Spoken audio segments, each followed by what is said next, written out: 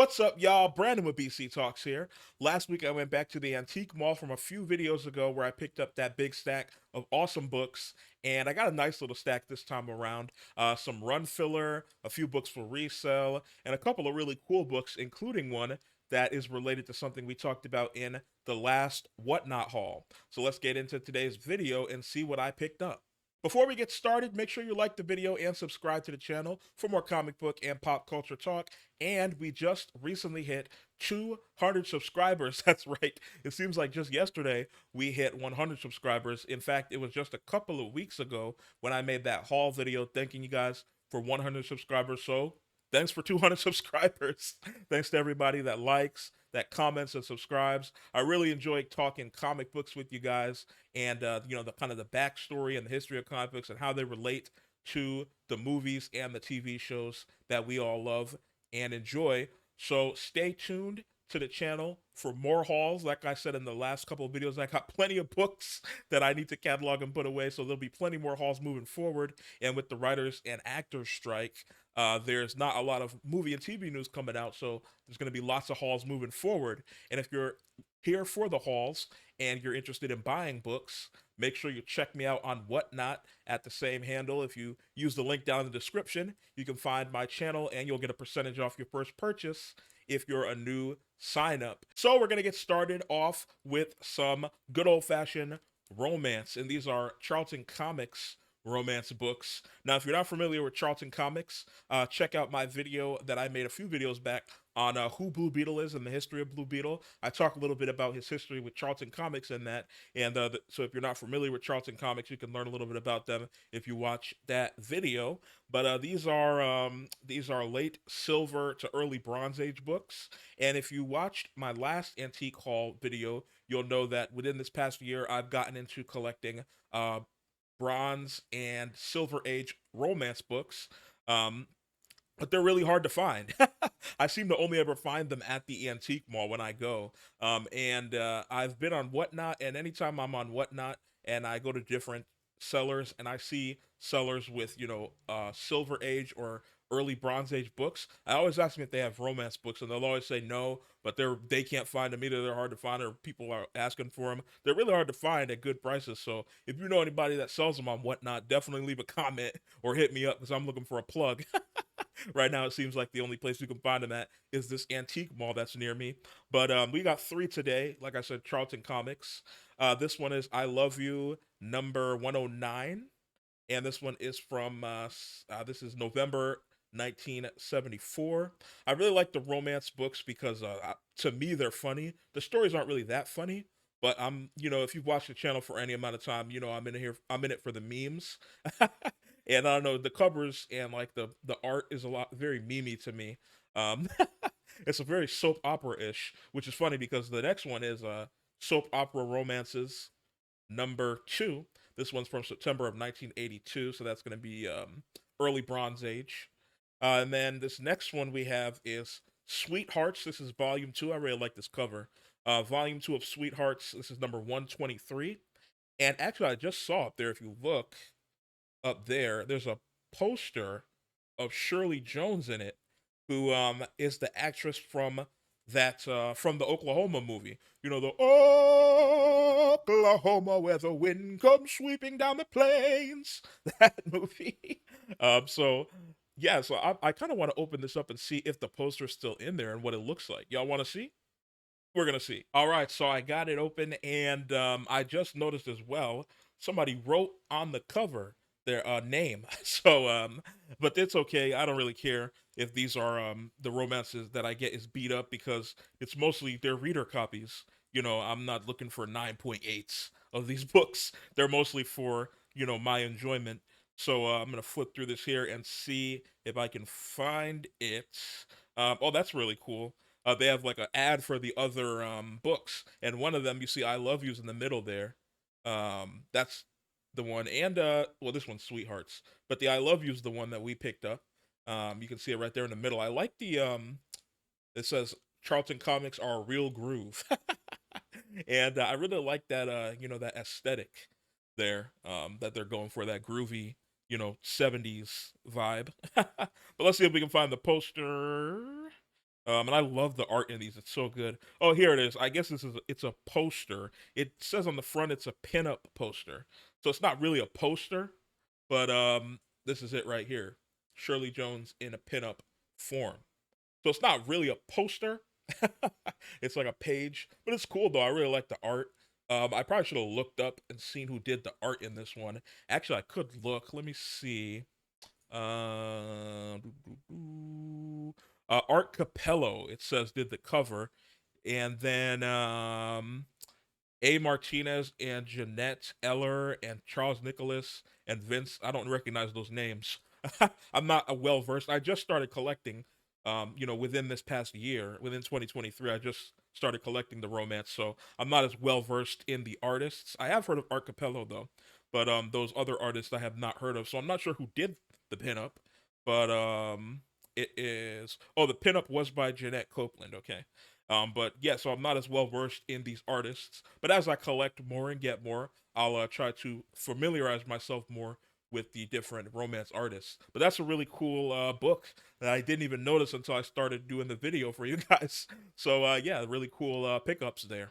All right, now we're gonna get into the good stuff. Although I did really like that last romance book, I thought it was really cool the connection that it has to Shirley Jones, that famous celebrity, and this one, next one, has a connection to a famous celebrity as well that you may be familiar with, and I talked about it in the last Whatnot haul. This is Final Crisis number 7. This is the first appearance of Calvin Ellis, who is the third black Superman. And if you're not familiar with Calvin Ellis, he was created by Grant Morrison in this miniseries and was made in the likeness of President Barack Obama. And he is also the president of Earth 23 as well. So it's pretty much Obama as Superman. And this came out in 2009, which was like well, this issue did.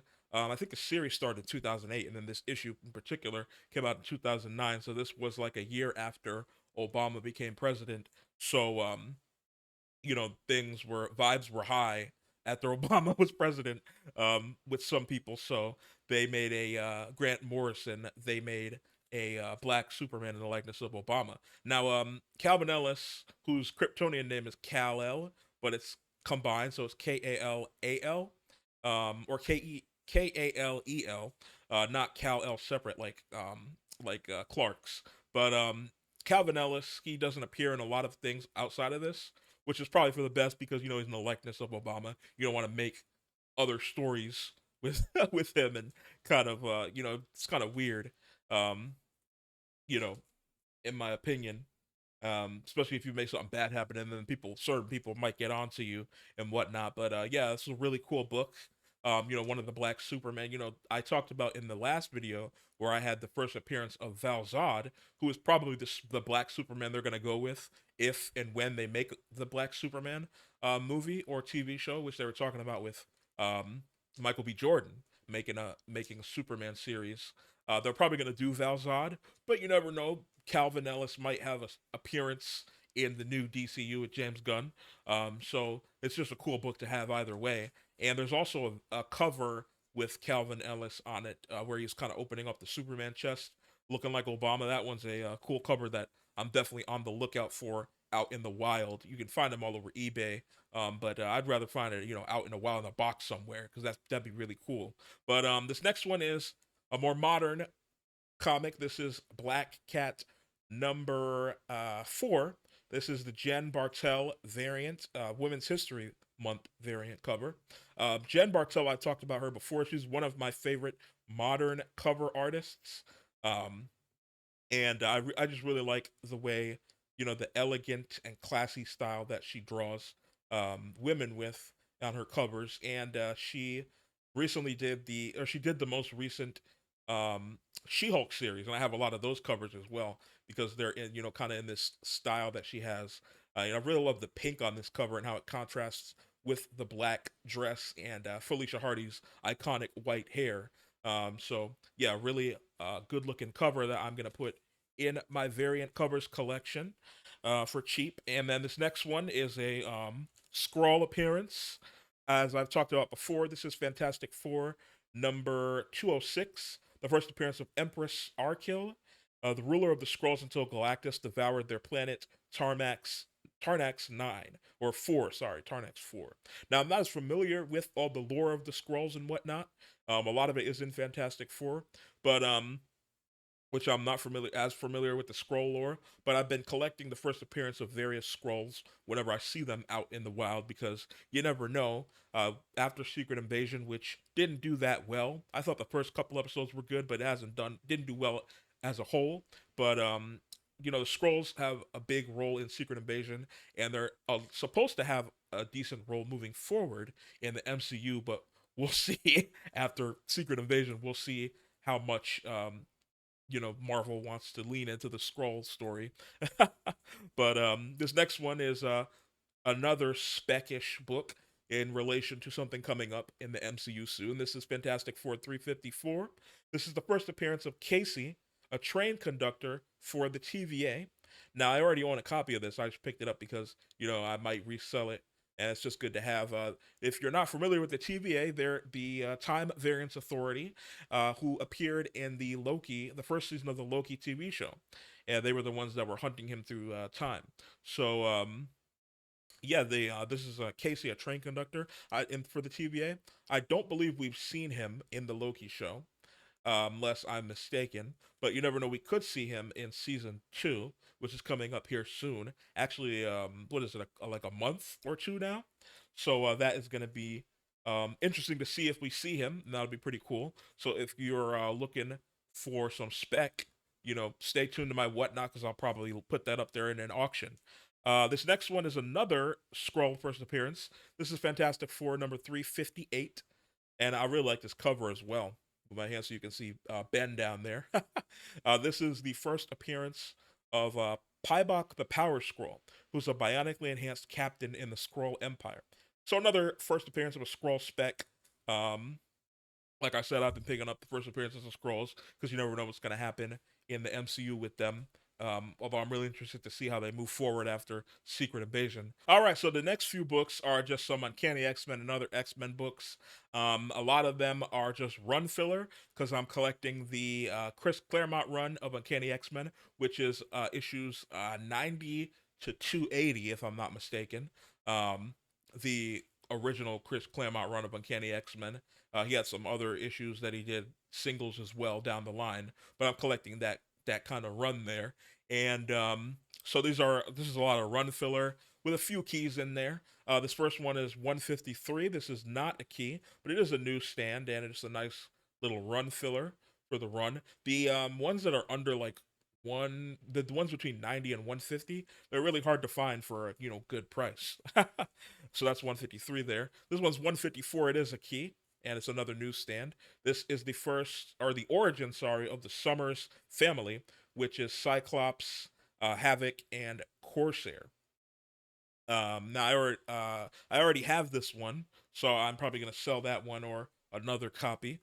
This next one is not a key. It was in a mylar at the at the antique mall. Not sure why, but makes it look a little bit better. But it's not even a key. That's just gonna be run filler. This next one is interesting. I already own this one, and I've talked about it before briefly. This is 196. Now, this is a controversial issue. This is in an effort to make a point about the offensiveness of the word mutie. Kitty Pryde uses an extremely offensive racial slur, which is uncensored. Now, normally I would show y'all, but I don't know if I can show y'all. Well, I could probably block the end. Basically, what happens is Kitty Pryde. Um, she's kind of confronted by this black guy. They're having an argument, and then he calls her a mutie, which is kind of the human slur that they use for mutants. And in retaliation to that, she asks him if he's an N word with the hard R, and it's uncensored. So that's kind of wild in a book. I think this was like mid 80s. Which I guess for the time is not that crazy. They were progressing, It wasn't just being thrown around everywhere, but nowadays it seems crazy for that to be uncensored in a book. But the X-Men were kind of created to be kind of like a foil or an image of the civil rights movement. A lot of people say that Charles Xavier, Professor X, was supposed to be a foil of or an image, an allegory to Martin Luther King, and then Magneto was supposed to be an allegory to Malcolm X. That's never been confirmed or denied by Stan Lee and the Uncanny X Men creators, but a lot of people say that that is why. It's definitely true that they were created to be an allegory for the civil rights movement. So her comparing the two words is not completely unfounded, but it is interesting to see, especially reading it in today's culture. I guess I don't know. I'll show y'all. All right, so I got it to the page here, and so that YouTube doesn't give me a strike or anything of that nature, I got an index card over the back half of the word here. But as you can see, they're kind of having an argument, and I'm trying to get this so I can.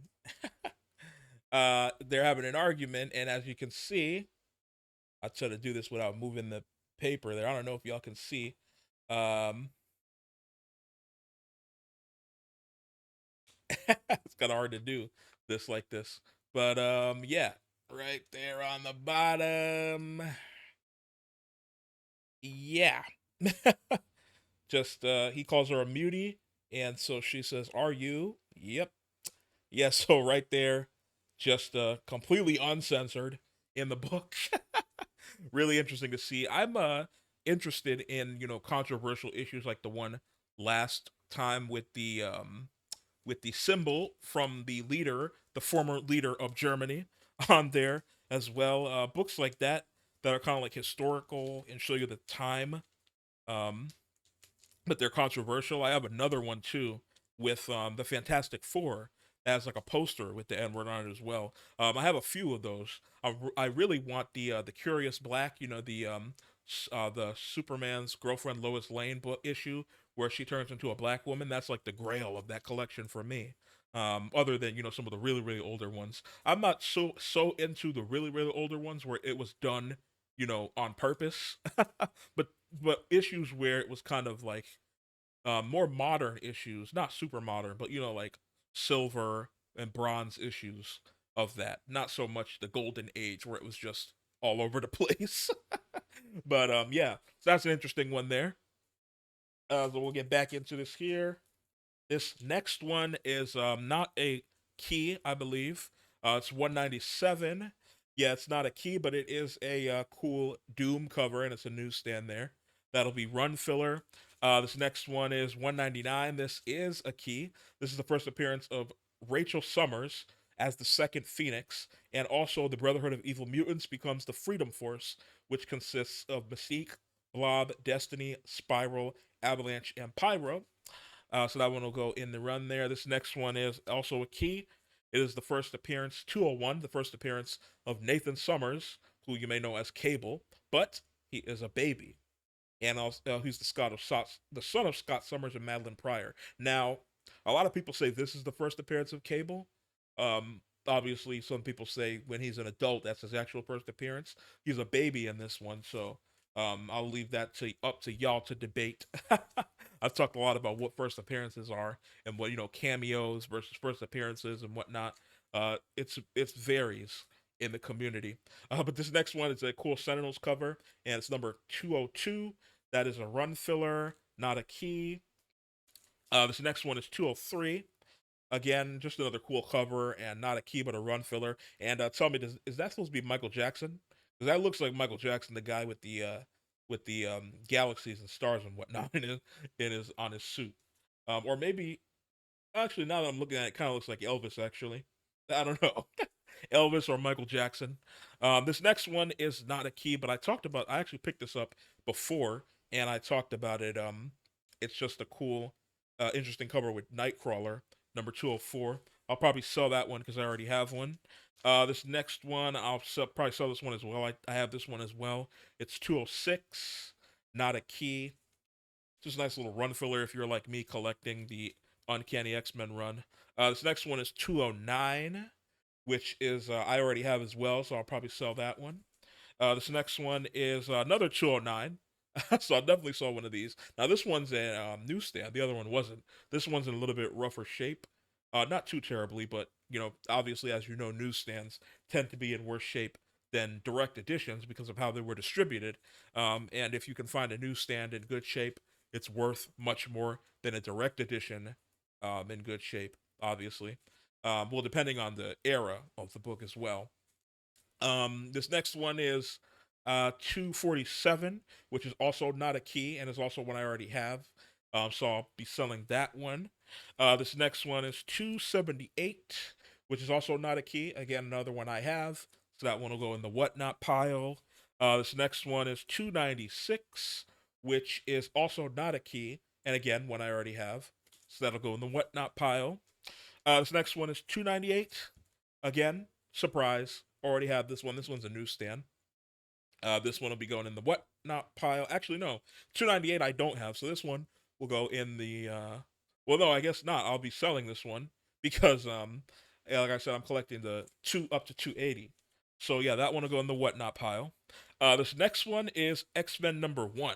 Now I popped this open and I was looking at it and it has, you can't tell in the bag, but it has a like a 3/4 of an inch, like a half inch, 3/4 of an inch, like, well, I guess like a half inch, yeah, half-inch tear in the bottom right hand corner there, or left hand corner next to the cap symbol down there.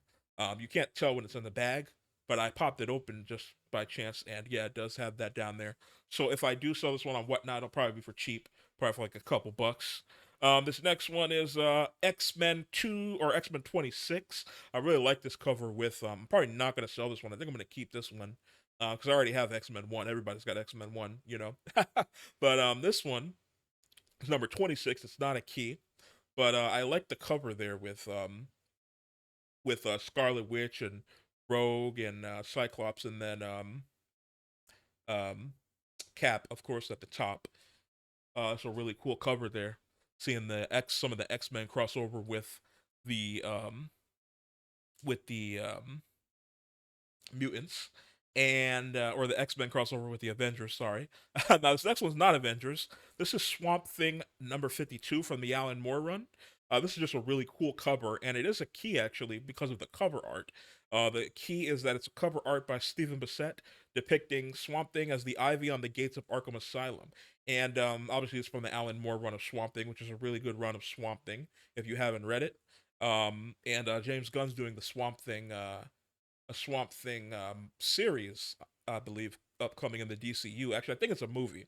Can't remember if it's a series or a movie. I think it's a movie actually. But this one is actually worth around like $10 because of the cover art. So it's a key because of the cover. It is a cool cover. And then this last one we have is Silver Surfer #63, a little newsstand with Captain Marvel, the OG Captain Marvel, and Silver Surfer there. I really love the OG Captain, Marvel, his suit. I wish that we could get him in the MCU because I really like his suit. Um, but this is the first cameo appearance of the Silver Surfer's darker half. So it could be spec. You never know when they do the Fantastic Four in the future if we see that side of Silver Surfer. But it's a newsstand as well. But yeah, that is going to be the end of all the books I got. And that's going to do it for today's video. Let me know down in the comments below what your favorite book was. I think mine, of course, was the Obama Superman book.